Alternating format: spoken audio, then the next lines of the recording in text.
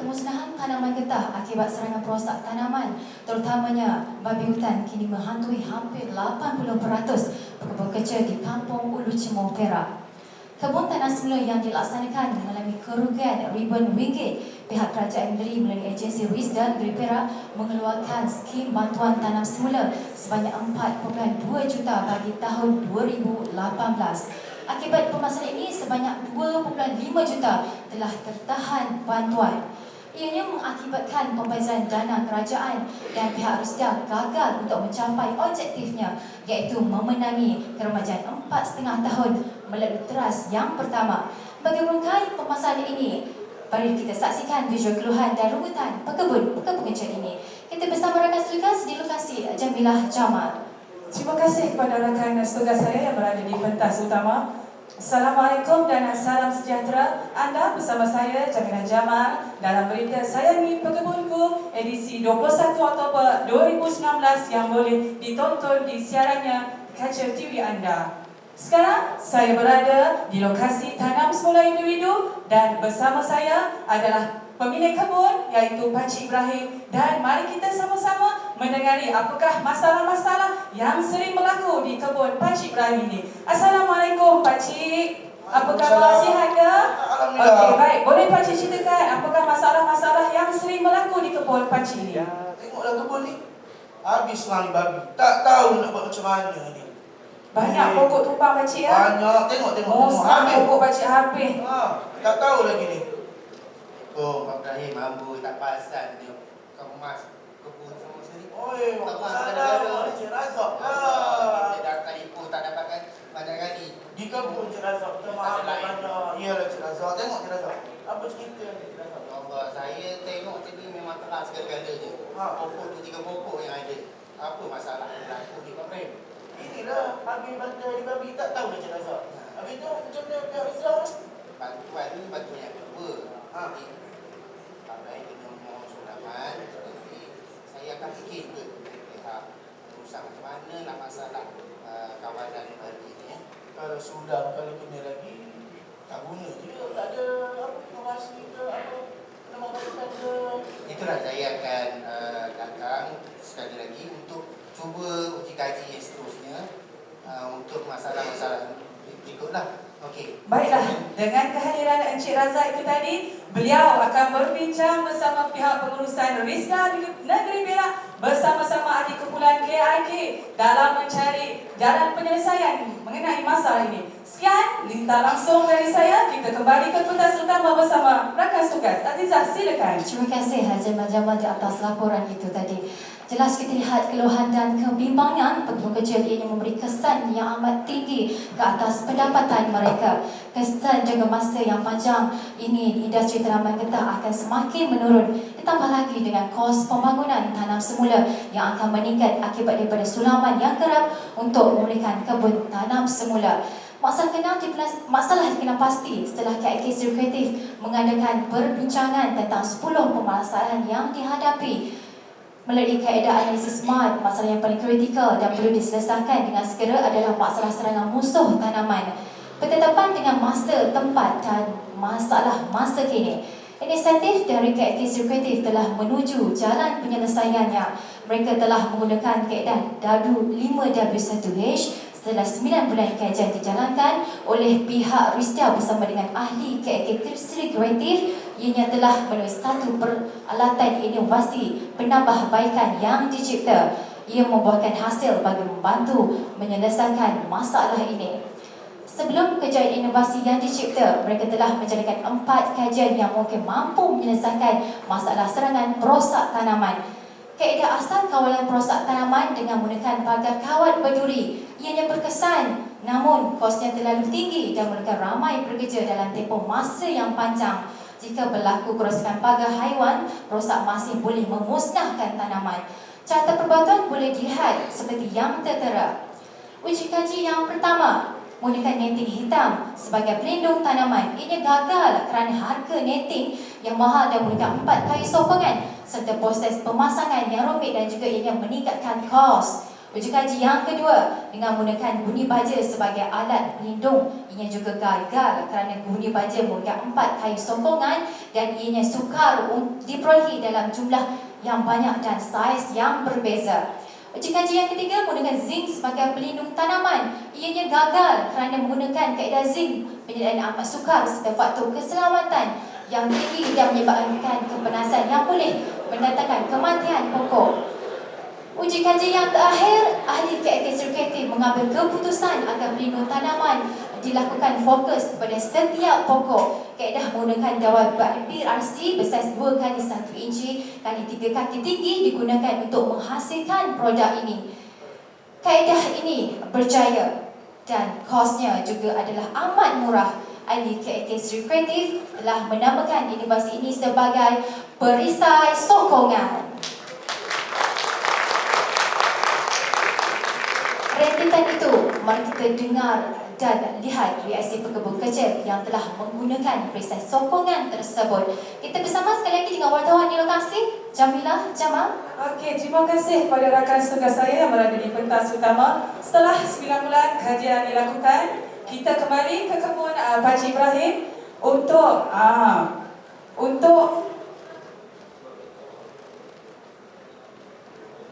setelah 9 bulan kajian dilakukan, kita kembali ke kebun Pakcik Ibrahim dan bersama saya pada hari ini adalah wakil daripada agensi-agensi yang terlibat seperti Fikra dan Jaguar. Mari kita denari apakah kejayaan yang telah diperolehi setelah menggunakan alat inovasi perisai sokongan ini. Assalamualaikum Pakcik.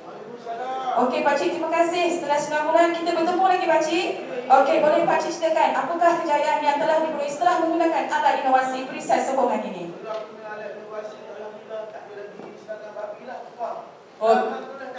Alhamdulillah Pakcik. Dan bersama saya pula adalah wakil daripada agensi Fikra iaitu Encik Syafiq. Boleh ceritakan apakah kejayaan yang diperolehi setelah menggunakan alat inovasi ini?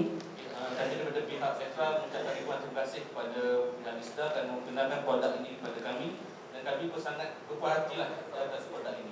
Okey, terima kasih Encik Syafiq. Dan bersama saya juga pada hari ini ialah pengerusi TSB Kampung Tunggang Fasa 6. Dan Encik Masri, boleh ceritakan kepada kami apakah kejayaan yang telah diperolehi setelah menggunakan alat inovasi ini? Okay, saya sebagai pengerusi TSB, saya berterima kasih kepada pihak ISDA. Produk ini bagus. Okey, dengan berjayanya inovasi yang diperoleh ini, kumpulan KRK Sri Kreatif telah berjaya mengatasi masalah yang sering dihadapi oleh pekebun kecil Malaysia, khususnya di negeri Perak. Yang terkini kami bawakan bersama anda semuanya untuk koma aja. Sekian lintas langsung daripada saya. Kita bersama dengan rakan setugas saya yang berada di pentas utama. Silakan Azizah. Terima kasih. Saya lagi Jamal wartawan kita di lokasi. Melalui projek keeksekutif ini, pelaksanaan tanah semula khususnya tanaman getah dapat dilaksanakan dengan jayanya. Tiada lagi masalah selama yang tinggi dan kebun tertahan bantuan. Pekebun kecil boleh menjimatkan masa, kos, tenaga, meningkatkan produktiviti dan ianya lebih selamat. Tempoh masa pembuatan dan pemasangan dapat disingkatkan berbanding dengan kaedah lain. Kos pembuatan dan pemasangan dapat dijimatkan melalui perbandingan yang ditunjukkan. Tenaga dapat dikurangkan kerana tidak memerlukan ramai pekerja. Produktiviti pekebun kecil dapat ditingkatkan kerana pokok getah akan hidup dengan sekata dan boleh mencapai matlamat Rizda melalui JAP yang baik, iaitu boleh menoreh dalam tempoh masa 4,5 tahun atau lebih awal dengan pokok telah mencapai pokok lilit 45 cm pada ketinggian 150 cm. Inovasi ini telah diperluaskan ke kawasan tanam semula berkelompok. Ianya telah terbukti di mana telah diguna pakai sebanyak 15,000 unit dengan kawasan seluas 31.21 hektar ditanam semula berkelompok Kampung Jasa Ulu Cemor Perak di bawah agensi Felkra. TSB Tonggang Fasa 6 sebanyak 6,000 unit bagi TSB berkelompok dan 800 unit di kebun individu bersama-sama dengan kerjasama agensi Jaguar. TSB Aidinak seluas 32 hektar dan 1,000 unit untuk percubaan di bawah sediaan pejabat Rizda Stesen Bota. Produk yang dihasilkan ini selaras dengan fungsi Rizda yang kelima, ia juga dapat memenuhi kehendak pelanggan dan stakeholder. Model perancangan strategi RISDA MPSR 2016 hingga 2020 dapat dicapai melalui objektifnya berlandaskan teras yang pertama memenangi keremajaan 4,5 tahun dan teras yang kedua memenangi produktiviti mencapai hasil 1,800 kg per hektar per tahun dengan kepadatan pokok yang maksimal dan seragam. Sekian berita saya ni Pegawai Kecil Pembangkit Ekonomi Negara. Assalamualaikum dan jumpa lagi.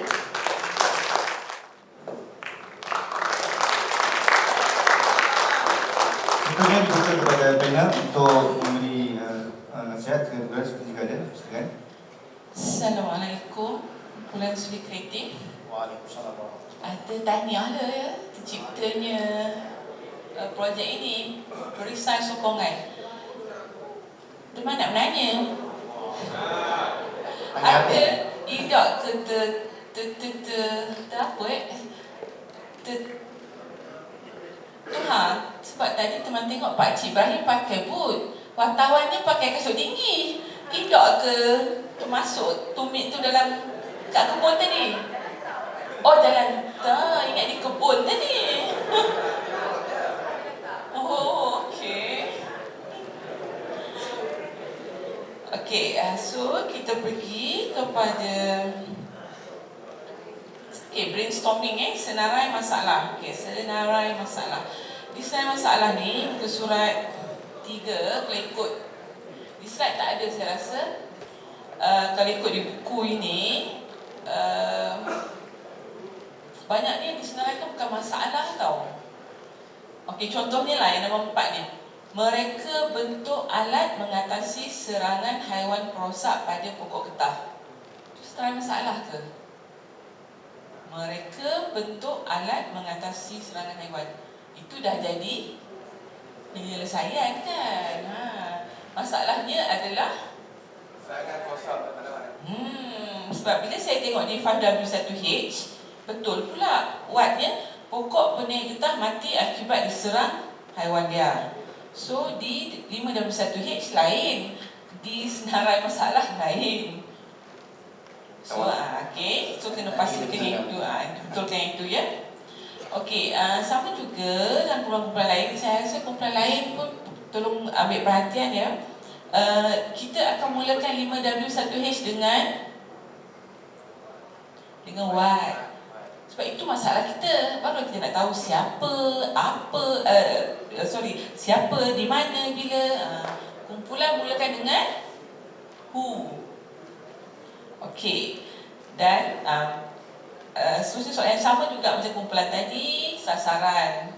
Tiada penyataan sasaran. Yang ada masa, kos, tenaga manusia. Kenapa? Kos nak ditambah ke? Ada kurang kan? So tak nyatakan sasarannya kat sini. Diletakkan benda tu, saya tak boleh kita letakkan. Sebenarnya apa yang kumpulan nak? Apa yang kumpulan nak buat ni? Mengurangkan Kos, misal masa, dari segi perkhidmatan masa. yang paling penting yang nak buat ni, mengurangkan Kadang serangan pokok getah supaya getah jadi. okey, mengurangkan kematian. Kemusnahan. Kemusnahan. Okey, mengurangkan kemusnahan pokok getah sebanyak 90% katakan. Itu sasaran kita. Dari sasaran tu nanti jimat kos, jimat tenaga, jimat semua outcome akan datang sendiri. So sasaran tu tak payah banyak sebenarnya, 1 atau 2 ayat dah cukup untuk kita dapat outcome banyak nanti. Okey, seterusnya saya nak tanya, berapakah kos untuk satu pokok ni? Untuk BRC saja, yang untuk perisai sokongan, ada yang setengah, contohnya Fikra, dia hanya perlukan untuk perisai sokongan. Jadi untuk kos upah dia lain. Jadi itu untuk kos BRC itu adalah 60 sen. Kalau nak siap upah semuanya RM1.20. Itu bergantung pada upah berbeza tempat lah. Upah itu dia akan berbeza. Kalau saya ikut perniagaan saya kat sini lah RM1.21 sepokok kan, RM1.21 sepokok. Okey, kos ini akan ditanggung oleh kebun. Untuk tanaman individu akan ditanggung oleh berburu kecil. melalui bantuan yang sudah bagi, ada baki tunai yang itu dia boleh gunakan balik. Sebab 1 ekar atau 0.4046 hektar, pemkecil akan mendapat bantuan RM1,000 cash di tangan. RM1,000 satu hektar Ya. ada 500 pokok. Satu ekar 200 pokok ataupun 0.4046 tu lebih kurang 180 ke 200 pokok. Mana pemkecil akan dapat bantuan sebanyak RM1,000 tunai. Jadi duit itu dia boleh alihkan untuk beli perisai sokongan ni. Cukup. Cukup Okay, cukup.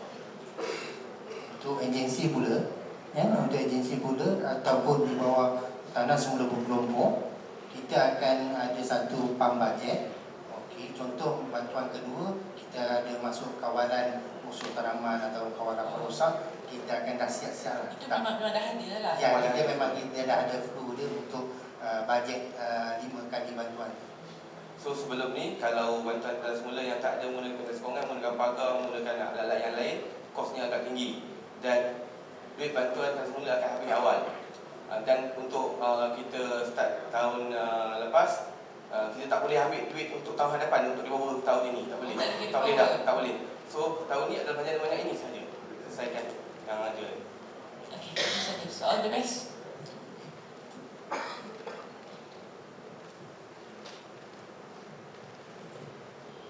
Assalamualaikum warahmatullahi wabarakatuh.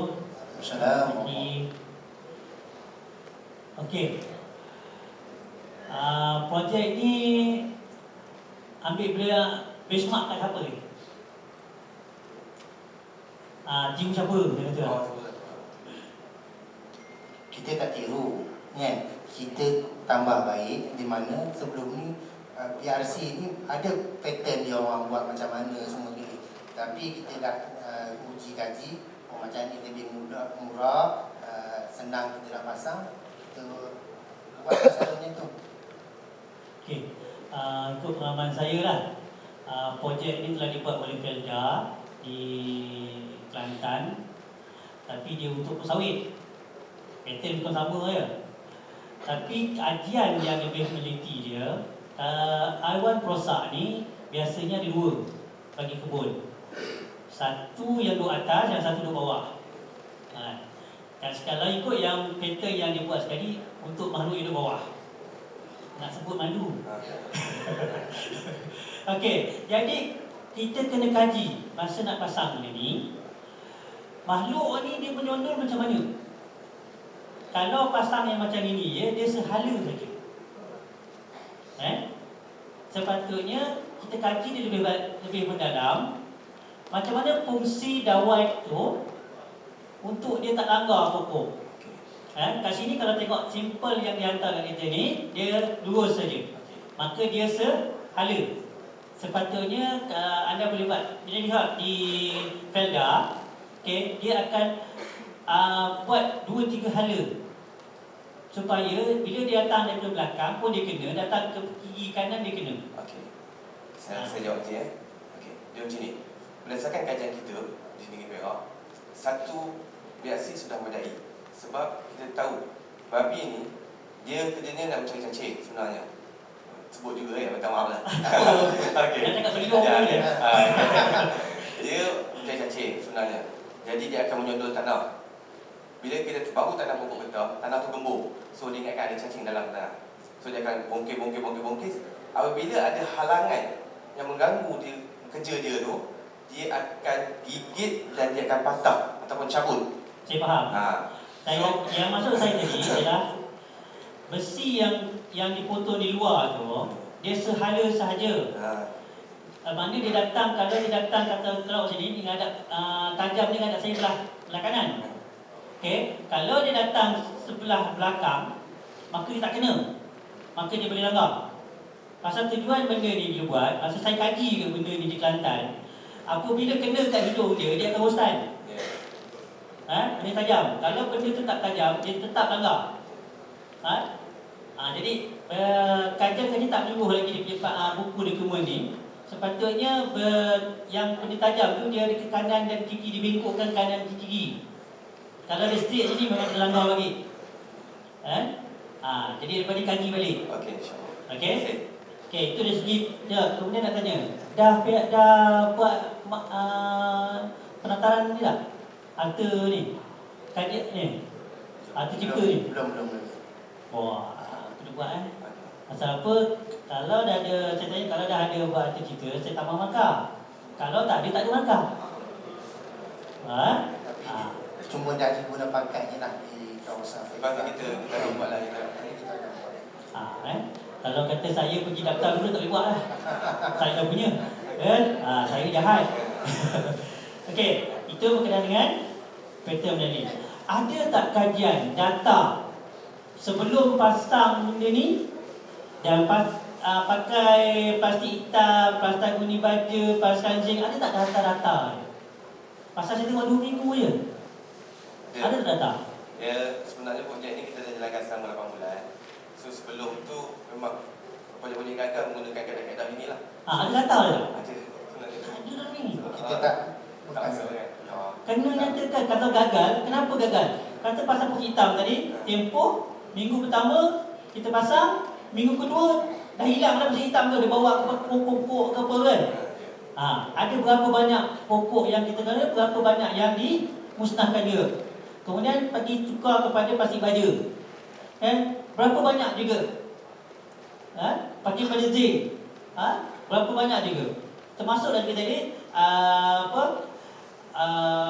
berlakunya kecederaan kepada pengelola. Nyata kan? Barulah kita tahu bahawa projek yang terakhir ni berjaya. Ada serangan makhluk atau tidak? Kalau ikut macam ni, hanya khas untuk makhluk yang di bawah, di atas tak. Di atas selamat pucuk berbatang. Okay, macam saya ni orang anak pelori. Okey. Jadi kita tahu juga benda tu. Di depan ni buat data Okey. Okey, sekian dari saya. Terima kasih. Terima kasih. Minta maaf banyak. Assalamualaikum.